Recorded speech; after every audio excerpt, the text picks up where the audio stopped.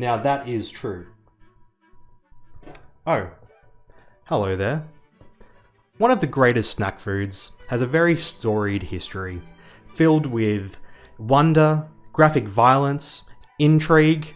Of course, I am talking about the biscuit. All starting over 1300 years ago. Come with me as I tell you a brief history of the biscuit. Now, before I begin, I must distinguish that I'm talking about what the civilized world knows as biscuits. Some nations on the planet actually refer to scones as biscuits. It's wild. It all begins with the Roman Empire. It was pretty big. And among other inventions, such as the aqueduct, arches, and Russell Crowe, the biscuit was one of them. The word biscuit itself actually comes from the French biscuit. I didn't look up how to pronounce that first, which comes from the Latin bis cotum, literally meaning twice baked. Bickies came to be in Rome because the soldiers would need something that would last a bit longer. Instead of their usual tin-foil wrapped pieces of pizza and their bowls of spag bowl, the Romans needed something that had a longer shelf life.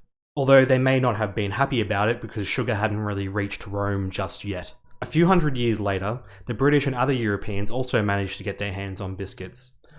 Although it was kind of weird to begin with, as some dude said it was literally his body, and then some other guys wrote some fanfic about it. It was just a strange time. Bickies were also very popular among sailors, although they weren't very good, like Orange Slice, not very good. The oldest biscuit known, or still around, the primordial biscuit, if you will, is from 1784. Sailors would use these bickies as postcards because of just how unperishable they were. Around this time, Britain also did some heap sick genocide and managed to get sugar easier. This would lead to something closer to what we know as biscuits now.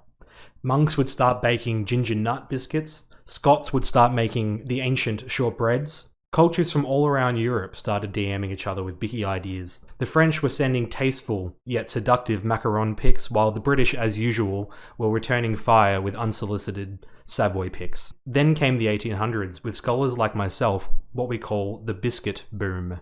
Bickies were diversifying and multiplying, like a virus. I can't think of one right now, but Queen Vicky and other really rich landlords were starting to enjoy bickies. They would have them with glasses of port, ice cream, berries, yes. Then, of course, the Industrial Revolution happened.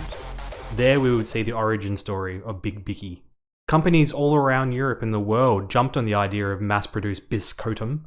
A couple of world wars happened. Soldiers then were also using bickies as rations. We saw the famous Anzac biscuit come into play.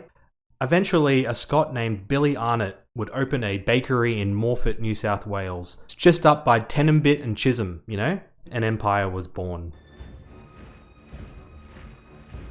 Flash forward a few years, and Billy Arnott himself would be turning in his grave. For Arnott's would be sold, but that's a story for another time. I hope you enjoyed the history of the biscuit. Still no viewers, just waiting on that first person to come in. Please come watch.